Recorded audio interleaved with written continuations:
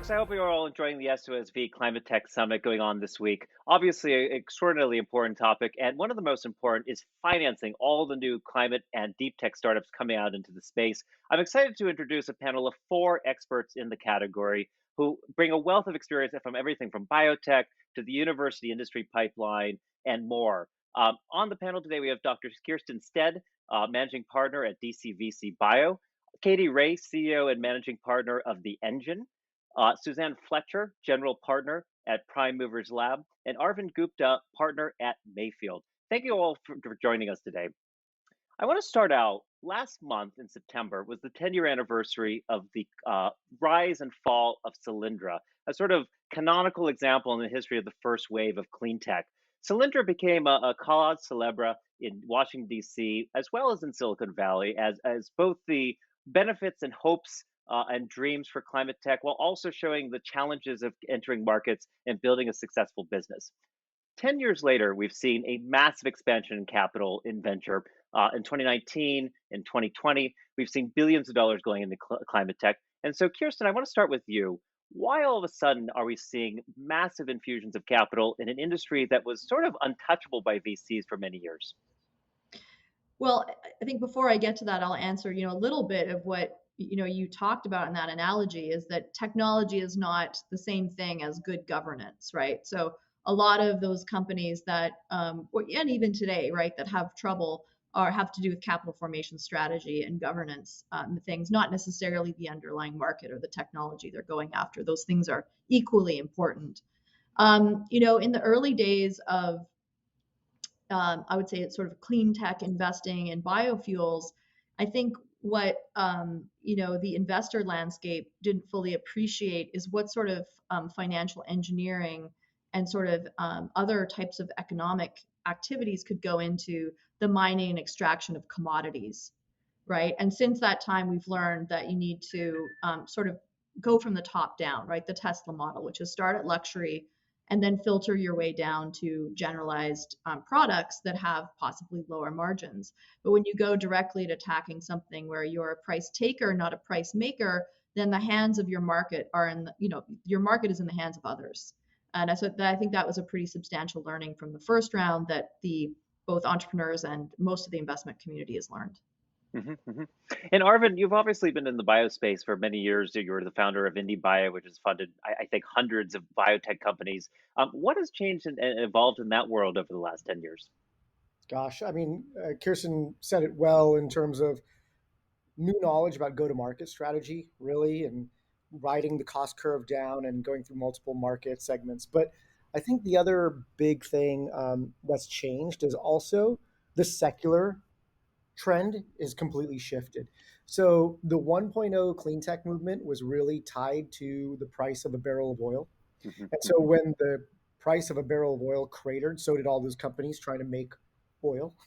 And Kiersten's point again about commodities well taken. The If you're a literally faceless swap out for something else, you cannot command a brand premium, and you can't make a price, to use her phrase.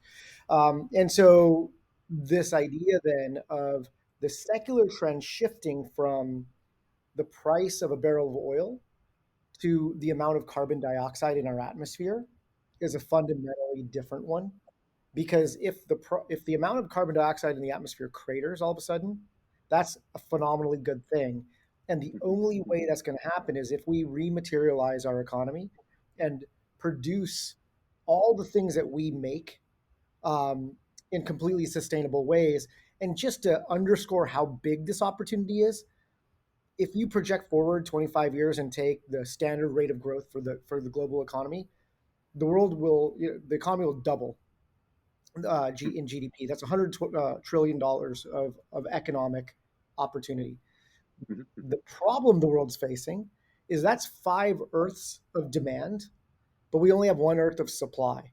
And so fundamentally, these shortages that we're seeing, power shortages, all this kind of stuff, this is the new normal. And that's just going to start happening more and more. So we're going to need all of these technologies to come online to support this future, not just one or the other.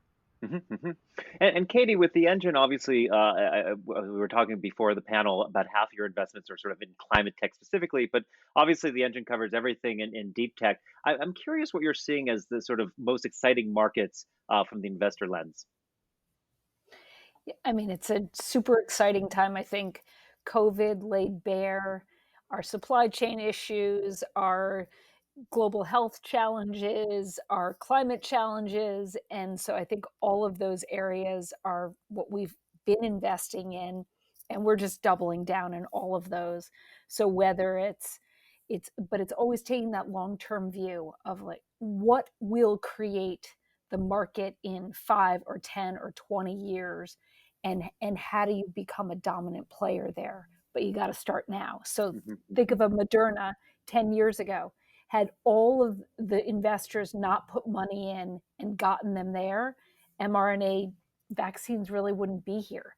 So we try to take that long-term view in a lot of these different, what we think of as real global problems or opportunities. And certainly in climate, since we're focused on climate here, I would say new energy generation. So whether it's fusion, geothermal, or it's transmission, how are we going to more efficiently transmit power? How are we going to decarbonize every industry that we're in? I mean, all of those are super exciting areas to us. Carbon capture, redoing, all the built environment. I mean, there's just so much that to invest in today if you have the fortitude and understanding to how to deal with real technology, so physical technology, and how to scale companies like that. But if you do, it's a very exciting moment. Well, and Suzanne, with Prime Movers Lab, obviously you're part of this next generation of deep tech and climate tech investors. I'm curious, from your experience, why so much excitement right now in areas again that are so difficult, and we'll get to the valleys of death in a second here, but have traditionally been avoided by a lot of venture capitalists. Yeah, and Dan, I really want to echo what Katie said in terms of just the abundance of what's out there in terms of amazing entrepreneurs and ideas that we're seeing. It's really kind of a golden age of breakthrough science and deep tech in terms of being able to invest in these companies. And I think what we've seen really is that it's still maybe let's call it the second inning in terms of kind of EVs and what that's bringing about in terms of new opportunities, batteries, battery recycling, materials, environmental impact. But what we see is kind of still first inning and really with a ton of promise is humanity doing more with agriculture, deforestation, industrial emissions. Those are things that are relatively still untouched, undercapitalized. So we're incredibly bullish about kind of the impact that's still to come there. Well, I want to talk about valleys of death because that's sort of the title of this platform or panel. And one of the points here is it's plural. It's valleys of death. When we're talking about deep tech companies, there's so many ways to fail. There's so many blocks, particularly at the earliest stages, everything from technical risk to finance risk to market risk, product risk, and the list kind of goes on. And Arvind, I'm going to start with you, and then we'll walk a little bit around the platform. I'm curious, when you think about all those different quote unquote valleys of death, which one gives you the biggest nightmares? And what sort of advice do you give to founders to try to solve that problem? There's two answers to this. The one that gives me the most nightmares, and then the one that gives founders the most nightmares. Right. So I'll start with me, and then I'll go to the founders.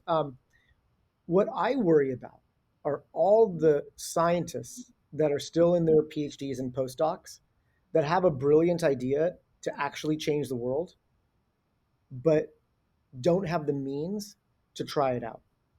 And so therefore that idea never gets the chance to see if it works. And that's all the opportunities that we don't ever see in the world, right? If we gave, let's just say every scientist on the planet, let's just thought experiment, the opportunity, call it $100,000, to try their idea out that would move the needle in some significant way on climate change, I think we would vastly increase the scope of what is possible in short order. So that's what gives me nightmares. But for most founders, I think it's a different nightmare. Most founders, there's just, like you said, several to go through, right? The first one is understanding and finding a problem that's large enough in scope, but precise enough in scale that you could actually tackle it within horizons that are financeable, right? So the SpaceXs of the world, where it's a huge amount of money to go in before you ever see the first sort of real inflection, are very rare. Normally, you have to like really find horizons that, the valleys that you could finance your way through, that is with a clear enough value proposition at the other end that you get an investor excited, and then the next investor excited to get through the next one, and then making your milestones becomes critically important to do so, or else you face a down round or out of business sort of thing. So I think that's the big thing. And the biggest one that I've seen over and over again isn't necessarily product market fit. It's getting actually into the market and getting scaling dollars. I think there's plenty of seed capital that are like, especially right now, that's like, yeah, it's a good idea. You can, you can tell a decent story. Here's the money. Go for it. Getting to that next phase of like, we're starting to actually build a business. We have revenues and we know what it takes to scale, is a real valley that is tougher to cross, especially as the number of investors that come into that stage dwindle. Well, Arvind, I want to pull up two things there, and I'm going to direct this to Katie. Both on the scientist side, trying to get folks out of academia, out of a lot of these national laboratories, out of all these different institutions, but also in terms of the horizon for a lot of these startups. Obviously, deep tech startups take an enormously longer period of time. They oftentimes take a lot more upfront capital just to get to any sort of product market fit or even technical proof. So, Katie, I was curious how the engine is sort of confronting those challenges, and what sort of advice you would give to founders maybe who are facing them. Yeah, I think, well, first of all, I think I have a slightly different point of view, having invested in both deep tech or clean tech, whatever you want to say, and software. They're different challenges. Yes, sometimes the money, you need more money up front to prove out the technical risk, core technical risk. But what you have at the end of that is often a big moat. You're running a software company, you have no moat. Your only moat is speed, basically. And so we're just playing a different game. So everybody thinks of it as more risk here. There's some ways that it is, and there's some ways that it isn't. Go look at biotech. It's done pretty darn well, hasn't it? And the parallels between biotech and clean tech are long and deep. So I think that's more of our roadmap rather than thinking about apps or software. But there's a lot of money to be made, and that is being proven right now. So it is not that this is a money-losing proposition. But to answer your question specifically, I think, Arvind is right that you need a lot of emphasis around the scientists that are going to bring us out of some of these problems, and ensuring that each of them believes if they choose, they could be an entrepreneur. So that's not just because you're a scientist, but it's also, if you look at so many women and so many people of color do not believe that they could get the money to finance a startup. That shift must change for the planet, for many other reasons of equity as well. And we have to emphasize tools and education, and we have to also back people that don't look like the people that have won before. So that is one kind. Those are two valleys of death, but a very important one to make sure we nurture. That's a long-term nurture. Then I think the other piece that I worry a lot about is later in the capital stack at scaling, that the entrepreneurs can talk as a business person, not just as a scientist or engineer. And I think that kind of training starts early, but when they do, they are the most compelling entrepreneurs. So those are that's how we try to cross that valley, is making sure that they become business people very quickly. Well, Kiersten, I'm following up from Katie's point. We always talk about clean tech, deep tech, and then obviously you're very focused on bio with DCVC Bio. I'm curious, are the valleys of death sort of identical across all these different deep tech, hard tech categories, or do you see nuances and differences between different categories in your work? Yeah, there's certainly nuances and differences. I would say I'll add, just layer on to what Katie was saying.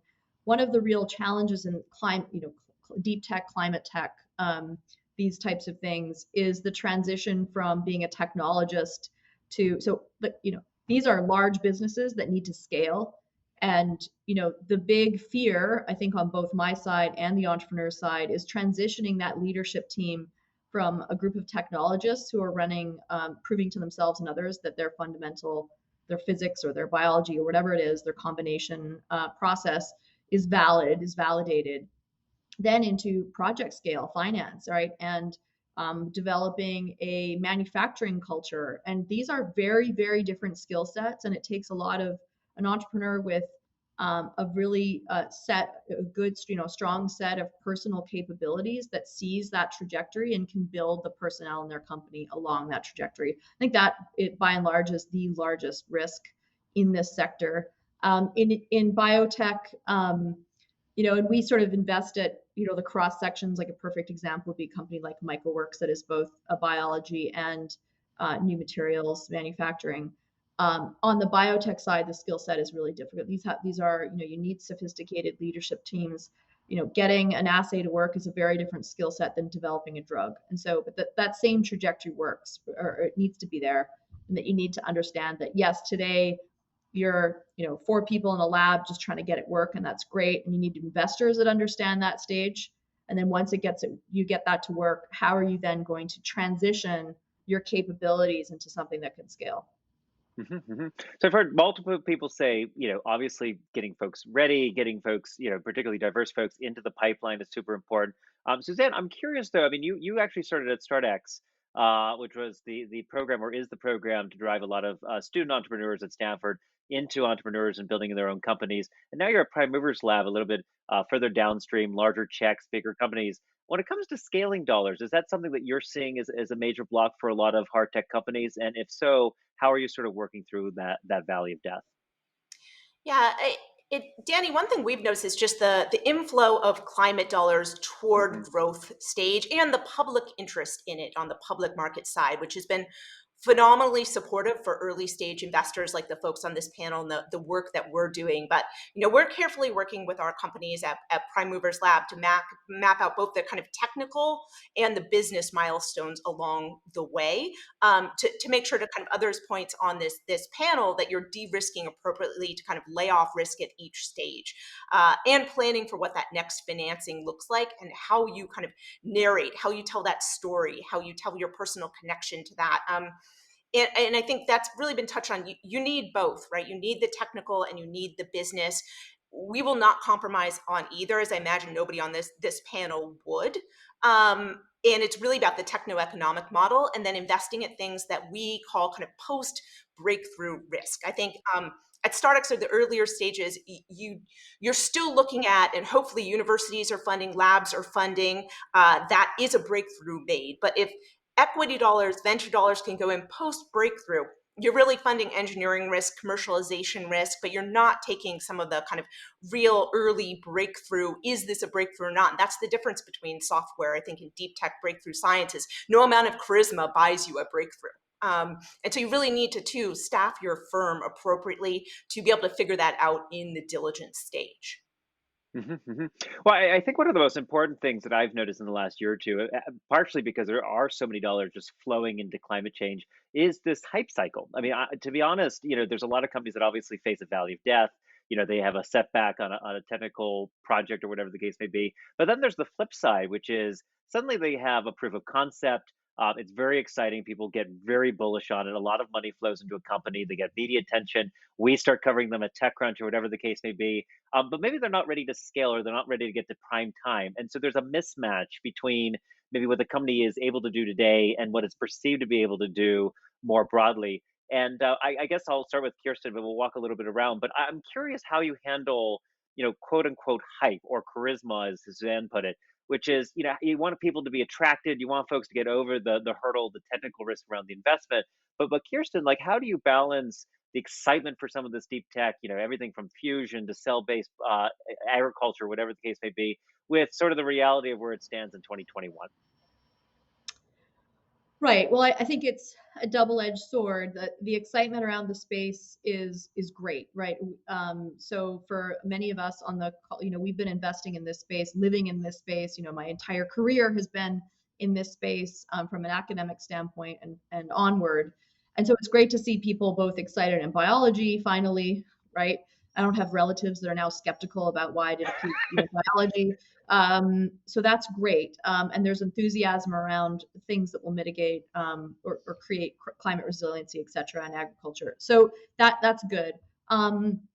It does create a very muddy environment for later stage investors who it's harder for them to tell the difference between technologies at later stage. Suzanne mentioned going into public markets. At some point, all of the companies need to reach a lower cost of capital. And that involves sort of distinguishing what you do that's different from others. And you can get companies that come into that space and compete with you based on technology that's not as validated. So I think what is the key, I would say the short answer to your question is we look for entrepreneurs and technologists that are self-selected, meaning they want investors that are rigorous, that will understand, that will do diligence, that understand that their technology needs to work to start and it needs to be scalable, and we're going to measure that. Those entrepreneurs tend to be different than the ones that come to you and tell you they're closing next week, right? And they're only doing safes. So that it sort of selects out a little bit of those two groups. Suzanne, I want to head back to you because obviously you work with a lot of the same kind of companies, super exciting, but obviously have that same sort of double-edged sword, as in Kiersten's phrase, around the hype cycle. How do you sort of advise your founders to get through what could be a valley of death?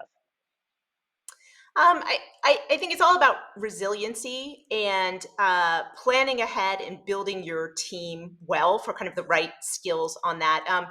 In particular, skills around scale up and manufacturing, right? We want to see someone early on the team helping guide technology through that process. We have someone solely on our team at Prime Movers Lab that focuses on that and helping our companies with that, but like to see that kind of talent in-house. And we honestly like to see people that this is not their first rodeo, right? They know the valley of death is coming. We spent a long time investing with and in Bill Gross from Idea Lab. He's the CEO of a company called Heliogen, and very much he tells this valley of death story about the psychology involved and required to kind of get through that, and your guiding light in terms of what your mission is that you're on, kind of driving you through that, but in a way where you can still hear feedback from the market and other people, kind of make changes as you need to adjust.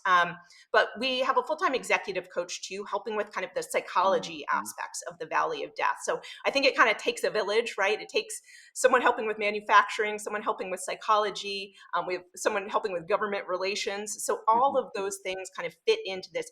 You're going to hit it. How do you survive it?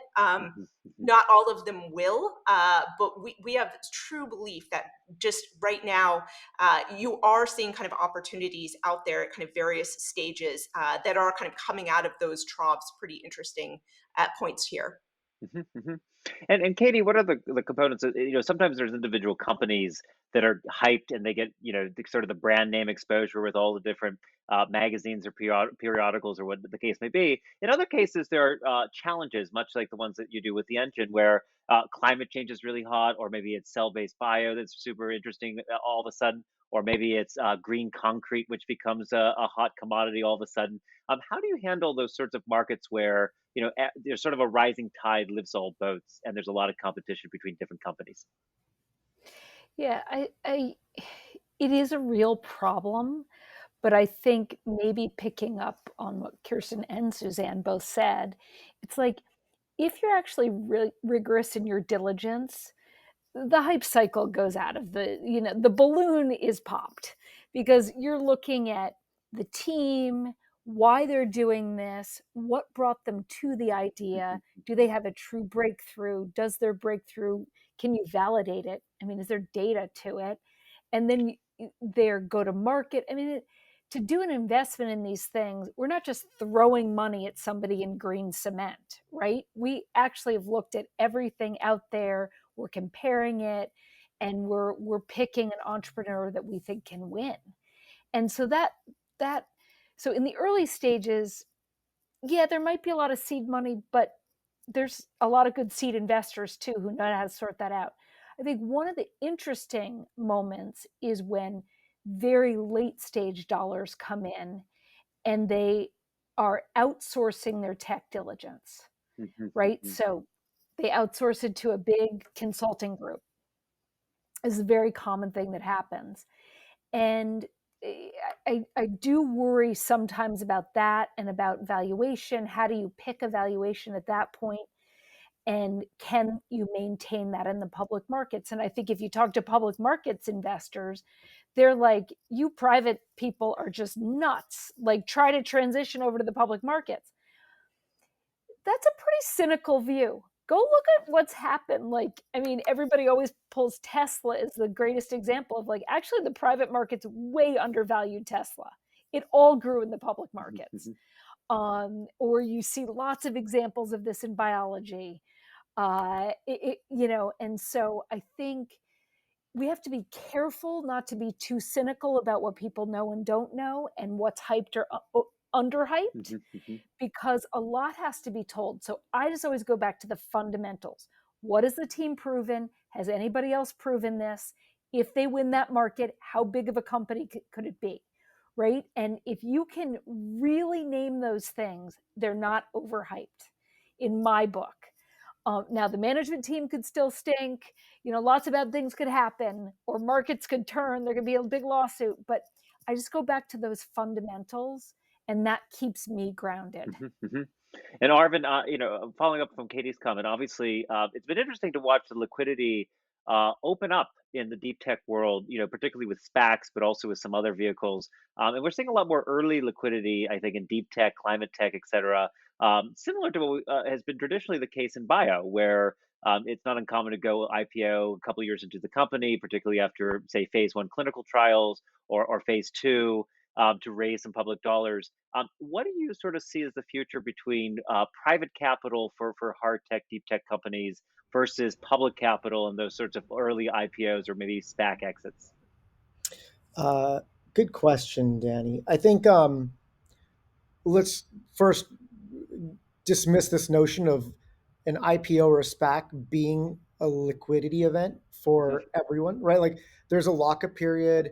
And when you own a significant portion of a company, call it 10%, even 5%, it's not like you could just go and sell on, the first day of 6 months and liquidate your position, right? Like, the liquidity, like real liquidity, needs to be there to take the shares you're selling, right?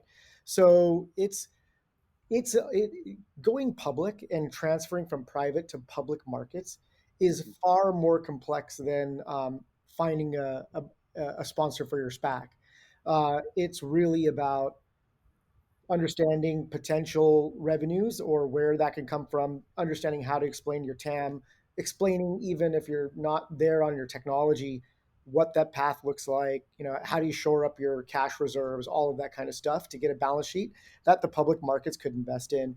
And at that point, really, it is your investors that are vouching for you and their reputations. And it's not like you could just get out if you're those investors. So let's be clear, right? Like, just because the IPO doesn't mean everyone's all of a sudden, a cajillionaire.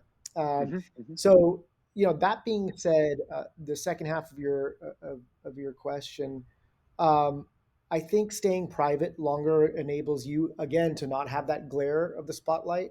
You can do things that a fewer number of people around a table can deem worthwhile, and then you can execute without having the distraction of a stock price is changing every single day, and everyone fixated on that, including everyone in the company, right? And so I think that's just helpful. The second, really is this interest rate environment that we're in with very low interest rates. Risk-free interest has become an interest-free loan in essence. And so you interest-free risk is what this guy Diego says. So that's where we're seeing, oh, if my expected return on capital is 0 on cash, well, then I can go ahead and invest in the most risky assets, because at some portion of my portfolio as a hedge fund manager or whatever, it can go to extreme alpha creating types of companies, and that slice has grown because of our interest rate environment. And I don't think very many private investors are thinking about the coming cycle. I've lived through 2 cycles of the stock market, 2000 and 2008, and a lot of the stuff vanishes as soon as interest rates tick up. And I think if you're not building businesses to survive a higher interest rate environment, in my mind, your clean tech or your climate investment is really a bet on interest rates staying low. And so I would, like the way I think about things and the way I talk to my entrepreneurs and we build is building real businesses with margin structures that can support a real business going out there with 70%, 50% gross margins, so you could actually invest back into the company and not just use venture capital to fuel everything. Because if that's the game you're in, if VC, you're just betting on VC dollars being around tomorrow. Well, not only is there a lot of money because of the interest rates, but particularly in this market with climate tech, you have ESG mandates, particularly in Europe, also in Asia and in the Americas, where pension funds and other LPs are devoting an excess proportion of their capital to environmental, social, and governance-based technologies. And so there's actually a very, a surfeit of capital, one could say, possibly even a valley of death on the VC side, which was actually going to be my next question, but we're almost out of time. So I want to switch us over to a quick lightning round. Over the next 10 years, what are you most excited about when it comes to climate tech, either within your own portfolio or something that you think is on the horizon that maybe was science fiction for a while, but is likely to come true? I'm going to start with Kiersten. We'll go around the table real quick. New modalities in nuclear energy. Ooh. Arvind? Oh, I'm still like reeling from Kiersten. I was like, ooh, that's cool. New modalities and fusing atoms. Let's see. I think I think a lot about the Diamond Age matter compiler, and so in essence, new modalities of fusing materials to create new ones. Neil Stephenson's Diamond Age, definitely a must read for everyone in this industry. Suzanne, what about you? Supersonic travel. And Katie? I love these people, man. And Katie, giving you the last word. I would say new energy sources, fusion, deep geothermal. Endless clean energy, cheap clean energy. I heard a bunch of energy, and we're moving super fast, and we got a matter compiler all at the same time. I think it's going to sound like an amazing future world. I know we always listen to the IPCC estimations, and they can be very scary, but I think it's a very optimistic time. Thank you, all 4 of you, for joining us today. I really appreciate it on this climate tech funding panel here at SOSV Climate Tech Summit. Please join us for the rest of the conference this week.